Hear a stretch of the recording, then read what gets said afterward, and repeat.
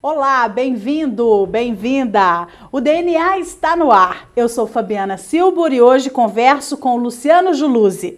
Luciano é palestrante, é responsável por uma grande e particular desenvoltura dos processos de pesquisa em toda a região do Triângulo Mineiro e Alto Paranaíba, é escritor e é também empresário. Ele vai falar conosco sobre as essências, um pouco das histórias vivenciadas e também trazer novidades que eu espero que sejam as de primeira mão a respeito do cenário político de toda essa região. Bem-vindo, muito obrigada por você estar aqui. Obrigado a vocês pelo convite. É interessante falar com você sobre esse assunto da política, porque, querendo ou não, você é o que está mais dentro do bastidor, sabendo direitinho como os cenários apontam.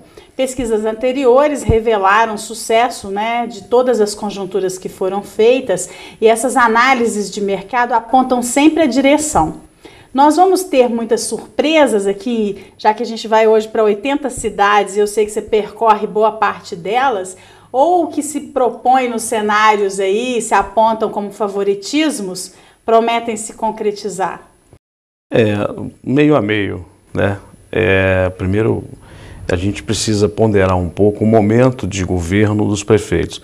Cidades pequenas têm sofrido muito com esse negócio de repasse do FPM, repasse do governo federal. A política macroeconômica está bem, mas para os municípios há um perigo aí. E isso pode acabar desaguando na reeleição de alguns prefeitos da região. Tem alguns prefeitos que realmente não estão bem, eles não conseguiram fazer boas gestões. E isso vai atrapalhar suas reeleições.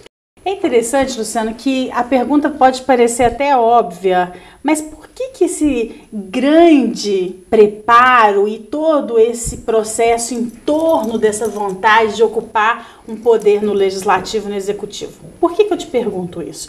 Porque, na minha opinião, boa parte das pessoas não está preparada, não tem preparo para ser administrador de bens públicos, não sabe lidar com isso, mas quer a cadeira. Por que as pessoas têm tanta vontade de ocupar o poder? É o poder, né, Fabiana? Tem gente que não está preocupada com o rendimento, tem empresários que têm um rendimento muito maior do que se fosse prefeito e quer ser prefeito. A questão é uma relação com o poder, né? Eu acho que Maquiavel explica muito bem o que é isso. E quando a pessoa começa a sonhar, a imaginar que todo mundo vai estar aos seus pés, que ela vai mandar e desmandar, e hoje com a lei de responsabilidade fiscal, isso não é mais assim. O cara tem que respeitar o poder legislativo, tem que discutir as ideias com a sociedade, tem que fazer um governo mais participativo. Já foi a época do xerife. O poder ele era muito ligado com a questão do coronel. Antigamente tinha aquela coisa de mandar mesmo, né? Hoje já não tem muito mais isso. Mas de qualquer maneira você acaba querendo ser. Você pode ver que é difícil você encontrar alguém que tenha saído da política de uma forma tranquila, sensata. Bom, eu saí porque eu quis sair, não gostei. Não é isso. Um apego, né? Uma coisa exatamente. Assim, é meu cargo e ninguém me tira. Quem sai é porque é expurgado mesmo. Ou seja, não consegue votação. Essa sua analogia me leva a uma questão aqui, que é assim, como que é para você acordar e que eu acho que deve ser dia após dia, porque você e tantos outros profissionais que estão na berlinda e que têm a chave dos segredos que levam a esse poderio, devem sofrer pressões, eu imagino, gigantes. Por exemplo, às vésperas de soltar uma pesquisa eleitoral, eu não duvido que muitos partidos tentem de diversas maneiras fazer com que esse resultado seja, de alguma forma, favorável a determinado grupo ou a determinado candidato.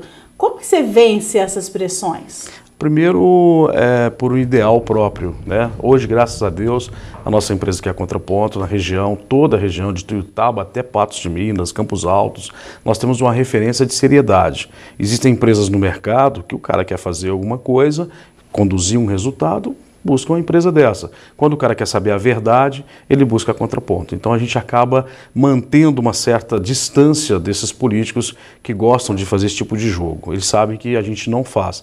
E a gente primou por isso. São 12 anos, nós primamos por isso e conseguimos passar essa etapa, sabe?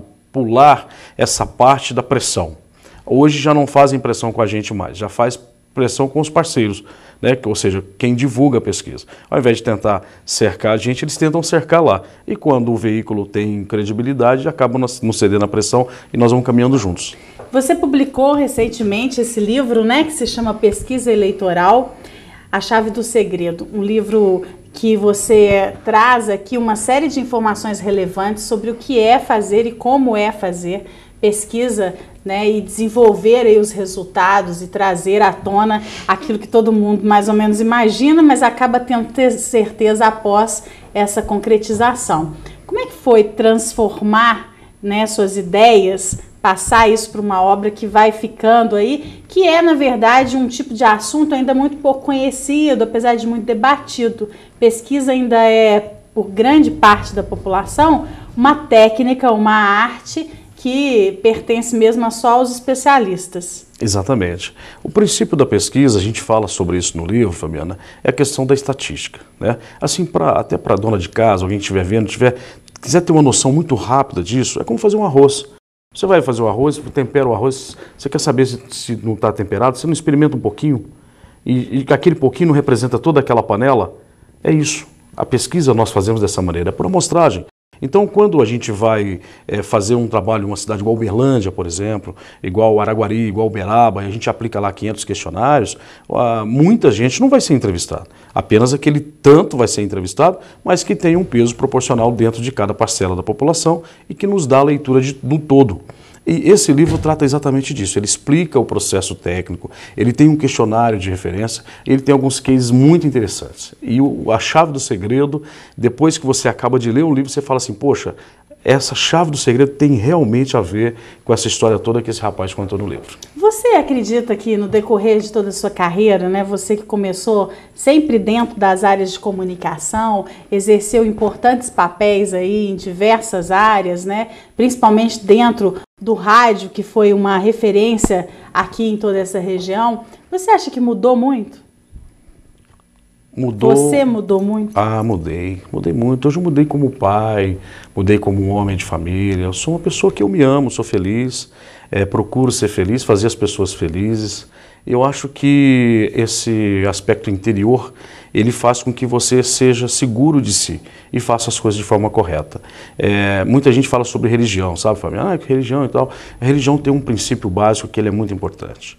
Quando você fala assim, eu tenho uma religião, ou eu devo a Deus, eu obedeço a Deus, Deus realmente existe, você sabe que você, se fizer uma coisa errada, vai estar pecando. Então é importante você ter isso na sua mente, sabe? Você fala assim, poxa, o meu princípio é esse, eu quero agir dessa maneira. E eu quero que os meus filhos também sigam isso, sejam pessoas corretas. O exemplo sempre é forte, né? Sempre. Eu pesquisei algumas coisas para a gente estar juntos aqui e eu percebi que, às vezes, quando saem os resultados da pesquisa, alguns candidatos ou mesmo partidários dos mesmos estão, às vezes, enfrentando o resultado, né? E hoje, em tempos de redes sociais, todo mundo escreve o que quer, Sim. né? Os comentários são livres e muitas vezes impertinentes, indevidos, até porque a falta de legislação não coíbe ainda os excessos da rede.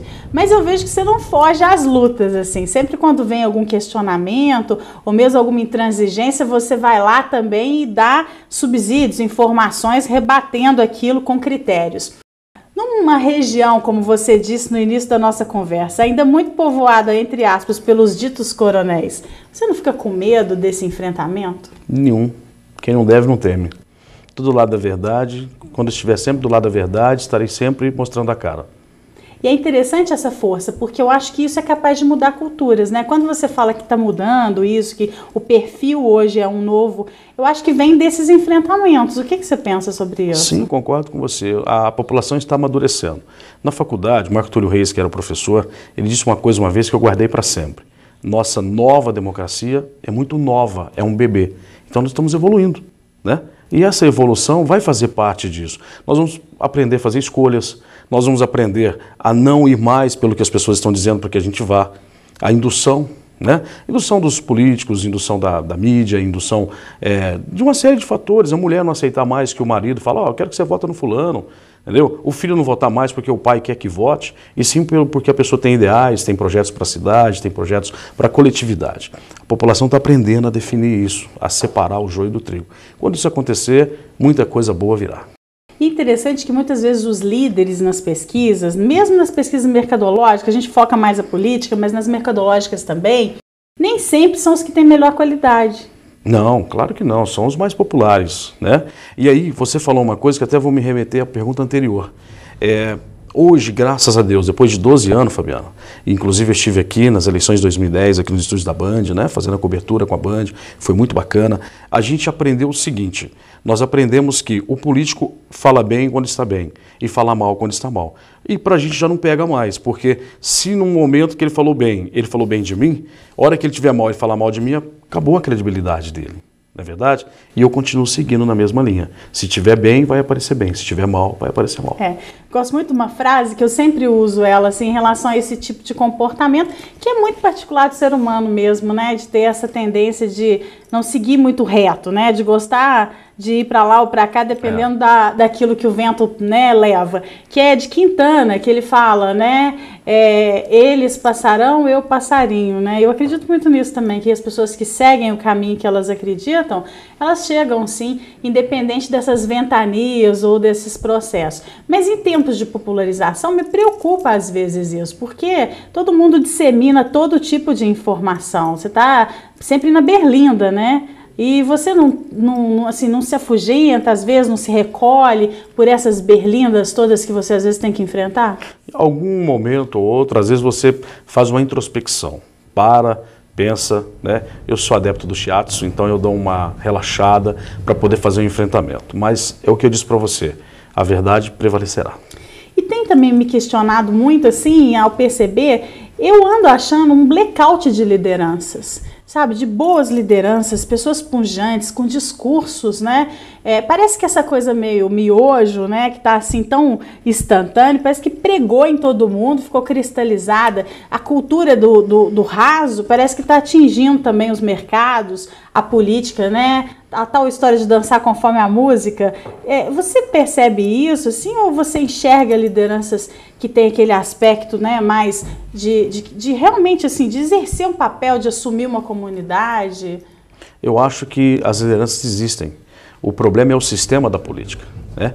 Hoje existem líderes natos que estão nos seus mercados, que poderiam estar colaborando com a política e que não estão. Exatamente por quê? Porque o sistema da política não tem credibilidade. Se você me permite, eu vou citar dois nomes, Marco Túlio Paulinelli e o Tião Silva, que são pessoas dentro dos seus empreendimentos que trabalham numa linha para a coletividade, mas dentro do seu mundo. Não trouxeram isso aqui para a política, por exemplo, porque a relação política é pejorativa. E me deu vontade de perguntar também, é que eu acho que as pessoas muitas vezes não sabem ser pesquisadas.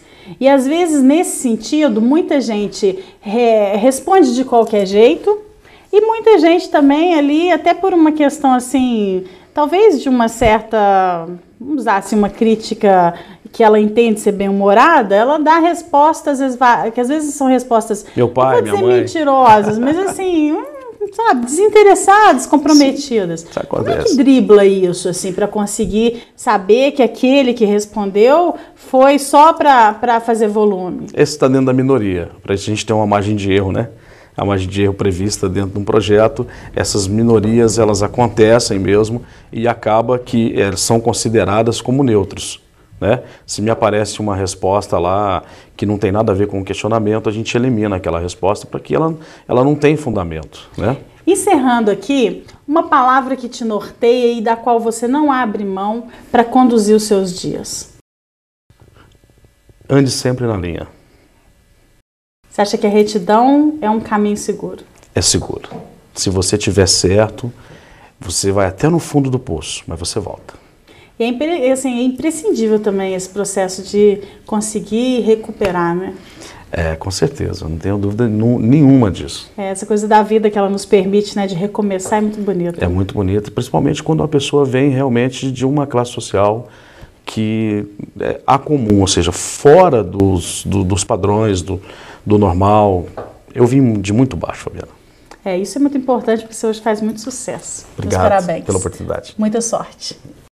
A você em casa também, meu abraço muito grande, especial hoje que a gente fala de pesquisa. Quero agradecer pela sua audiência. Recentemente a gente teve um bom resultado, o programa DNA no horário. é líder e isso é fantástico porque é feito por você. Então a sua participação é fundamental. Esteja conosco todos os dias, participe, dê sugestões, nomes de pessoas que você gostaria de ver aqui e vamos juntos construindo uma nova essência, um povo de atitude, de coragem, que sabe o que quer.